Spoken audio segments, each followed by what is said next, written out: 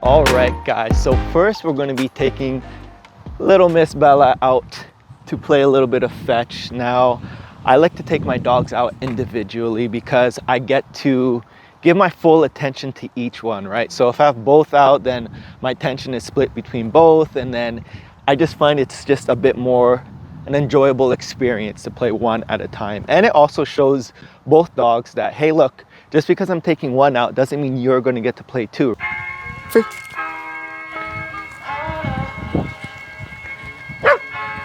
Are you ready? You ready? Get it. I'm so in love with you. You got me down. Whoa, whoa. Ah. Oh. Ooh. Ah. Yeah. Oosh. Oosh. Good girl. Oosh. Stop. Circle. Down. Sit. Sit. Down. Circle. Come. Get it.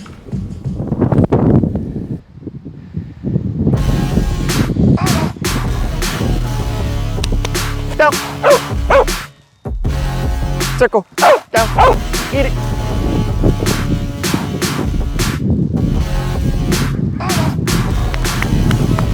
Good girl. Whoa, whoa, whoa, whoa, whoa, whoa. Oosh. Come on, what you got?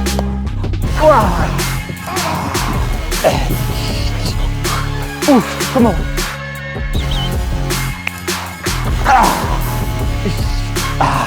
Oh, oosh. Oh, good girl. Good girl. Oh.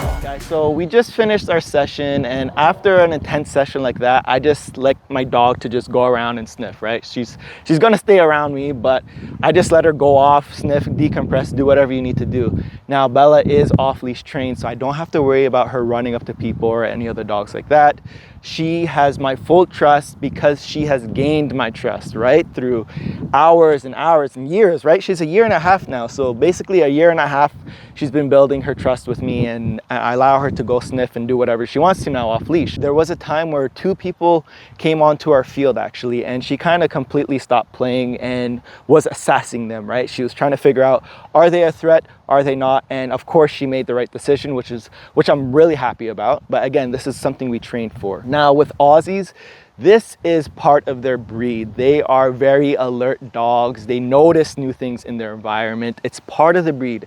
This isn't something that you can fight. It's something that you can manage and train, right? You train around that. You teach them that, hey, that person is not going to bother you. Don't worry about them. That dog over there is not going to bother you. Don't worry about them. Just be with me. Everything is going to be all good. That's why she is allowed to just go off and be off leash without being next to me. Just run away. When is she going to notice? Oh my gosh, she still hasn't noticed. Girl, what the hell are you doing? There we go. And she comes running back, right? I don't need to call her. She just knows and she wants to be next to me. This, when you have this, you know you've trained your dog well. All right, guys, so now it is time for Winston to get a little exercise, but this time we're gonna be going to a trail. Now, the reason for this is because in the mornings and like early afternoons, like noon, 1 o'clock, Winston doesn't really give his all when we play, right? If I were to play Frisbee with him, he's not giving his all. Bella, on the other hand, she gives her all the time. Like she gives 110% like all the time. So that's why in the mornings I play fetch with her and do, you know, these high intense activities. Winston, on the other hand, he's good with a walk, and if I'm gonna walk him, I like to go actually out to a trail so he sniffs things, he gets to be in nature and just enjoy himself much more rather than just walking around the block.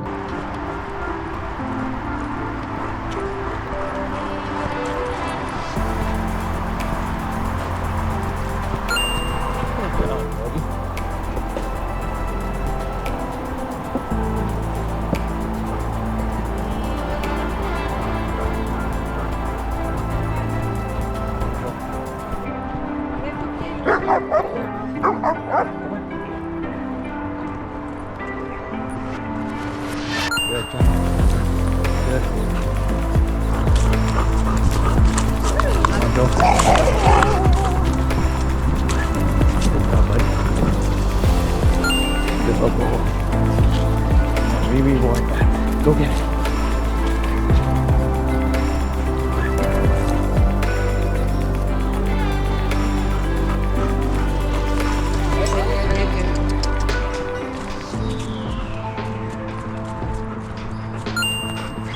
Good boy.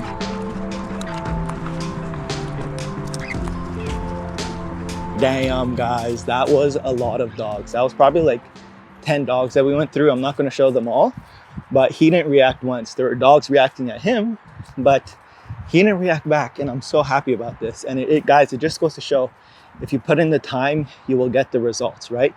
You have to put that effort in order to get results. And like before, Winston was super reactive. There was no way he was going to walk past a dog. Now he does it like it's nothing. I want to talk about flexi leashes just for a minute, because I'm sure many of you heard online or seen videos or whatever that flexi leashes, they're horrible. Don't use them, you're going to get hurt, all these negative things about them. But guess what? Flexi leashes are one of my most favorite tools. It gives my dog the opportunity to go do his thing and come back to me, right? And I don't have to worry about picking up a long leash, you know, rolling it up, unraveling it, so on and so forth. It's annoying. With the flexi leash, it rolls up on its own and then extends on its own, right? The dog has full control of how far he wants to go out and when he wants to come in. There's no mess, no nothing. Of course, your dog has to have some sort of level of training, right? They have to understand leash pressure. They have to understand to come when told, right? They have to understand sit down, stays, all these kind of basic things a dog should know before putting them on a flexi leash and going out to a trail. And once they understand that, it just gives them so much more freedom. And that's what it's about. For me, when I get a dog, I want to give as much freedom as possible responsibly, right? If my dog is reactive and is going to go after other dogs, you're not going to go on a flexi leash. We're going to work on this, and then I'm going to give you that freedom, right? If you're good with other dogs and people and don't have to worry about that, I'm gonna give you that freedom right away. It's just that simple. So now the dogs are exercised, they are completely fulfilled. Now it's time for them to sleep. But while they're sleeping, I can explain where I've been all this time, right? It's been like 6 months since I've last uploaded a video. Well, the reason for that is because a lot has been going on in my life. So as you guys know, my wife is pregnant and she's gonna give birth in December, like end of December. So we've been preparing for our child to come into this world, right? We've been preparing the room, we've been buying stuff for her. Not only that, but we did some renovations upstairs. So we renovated our kitchen and our bathroom, again, in preparation for her to come, because our tiles were starting to break and it just wasn't nice. Not good enough to have a baby around, right? So we did that the end of July into August, and it took about 3 weeks. After those 3 weeks, a week later, we had a huge flood. The whole area got completely flooded. And of course we got hit by it too. And our downstairs was wrecked. Like we had to start from scratch. So since August, I've been breaking down the walls, breaking down the floors, removing stuff, going to the dump, etc., etc.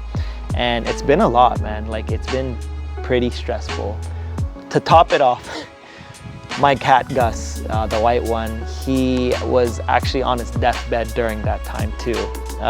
He has crystals in his urine, and one day he was not feeling himself and we had to rush him to the vet, to the emergency vet actually. And when we got there, they basically said there was a 50-50 chance that he's gonna survive. So it was extremely stressful. Luckily he pulled through, he's doing great now. I'm gonna show you guys the state of our house right now, because I wanna show you what I'm gonna be doing with the dogs now that our downstairs is gonna be looking a little bit different.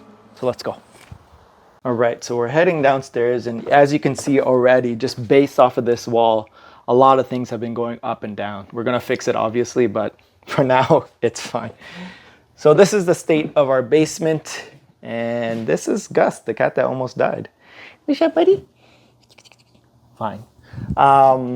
Yeah, this is the state of our basement right now. So over here, I don't know if you guys ever saw, but there used to be a fireplace basically going from here to that side of the wall there, and we just removed it. So now we have much more space in the living area. So we're gonna put a couch here, and then we're gonna have, oh, now you wanna be next to me.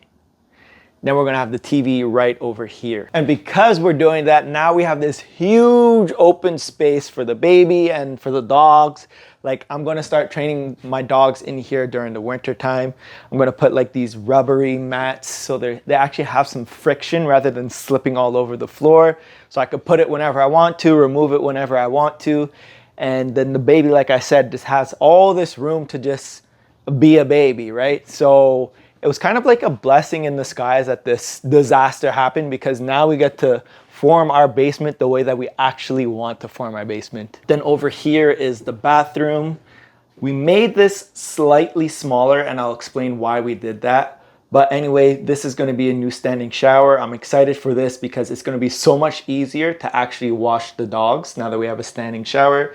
We're going to have a new toilet over here, new vanity over here. So like basically everything is going to be brand new in this bathroom. I'm really excited for it. Now, the main reason why we are making our bathroom slightly smaller is because this room here, this room is huge. It is going to be the dog room slash gaming room slash my office. So since the furnace is technically inside of this room and I don't want to be listening to it, we're actually going to be building a wall around it. So it's going to go here to there. And we're gonna leave enough room, obviously, for us to actually get behind it in case if we do need to get to the furnace. But this will be completely blocked off and make it a bit more soundproof. So the dog crates are gonna go here, Bella and Winston. And diagonally from where the dogs are, which is where you guys are right now, is going to be my couch. And then this wall here is gonna be where my TV is gonna go, all my consoles, you know, PS5, Xbox, Switch, you know, all of that stuff, gonna go right over here. So we are going to be doing a little bit of training. I'm probably just gonna use some food with her, and I'll probably use some food with Winston too. Maybe I'll use the tug, I'm not sure yet. But we're just going to be basically going over some of the commands that she already knows and just rewarding her with it. So you could already see she's very happy to train. This is what you want from your dog when you're about to train, about to play, whatever. You want them to be like this. You want them engaged with you.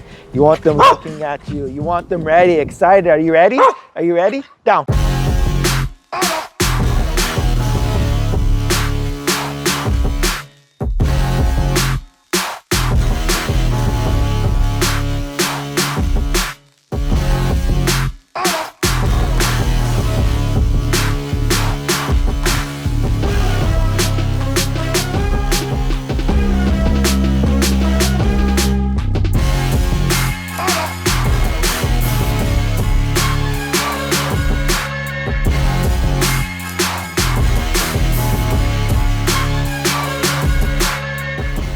For when we're actually going to use food as well. Whoa!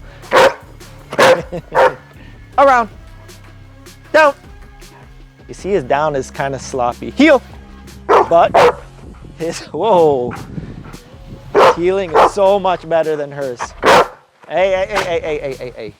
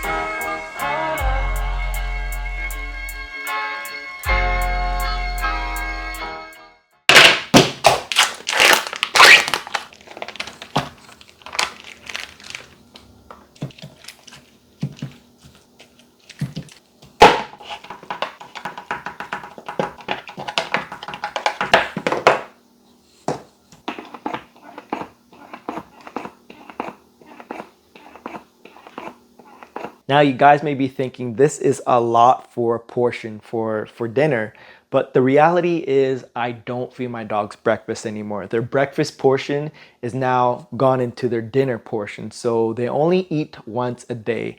And the reason why I'm doing this now is honestly, it's just so much easier to feed them once a day rather than twice a day. And if you really think about it, it's more natural for them. When you see wolves or like lions, tigers, whatever, any animal that eats meat, they're not eating multiple times a day, right? They go out, they make the kill, they gorge themselves, and then they just sleep it off, right? So I just find it a bit easier for me this way and a bit more natural. Now, it doesn't mean that they're not eating throughout the day, right? Like you guys seen me on trails, I have treats or whatever, or when we're doing training, I have some treats on me, so they're not starving, but their main meals is only once a day at night, and once they eat, they just go to sleep.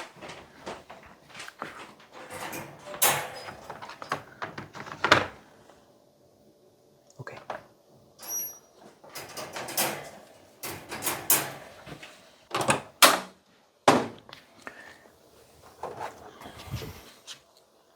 Okay, bud.